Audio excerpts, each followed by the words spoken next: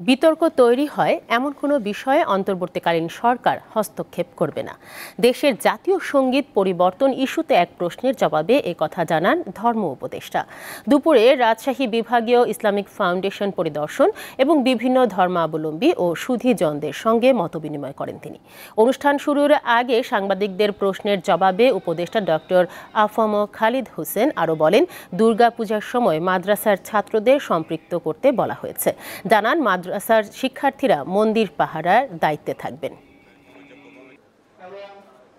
আমাদের প্রধান উপদেষ্টাও বারবার বলেছেন, বিতর্ক সৃষ্টি হয় এমন কোনো জায়গায় আমরা হাত দেব না।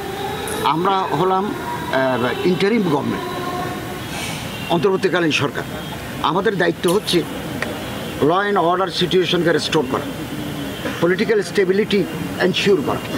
আমরা মিটিং করে জেলা প্রশাসক মহোদয় বাংলাদেশের আমরা ওনাদেরকে জানিয়ে দিয়েছি যে মাদ্রাসার ছাত্রদেরকে এই পূজার সাথে সম্পৃক্ত করলে তারা মন্দির পাহারা দেবে। কেবল ষষ্ঠী থেকে নয়, এখন থেকে দেবে এবং এই কার্যক্রম শুরু হয়েছে।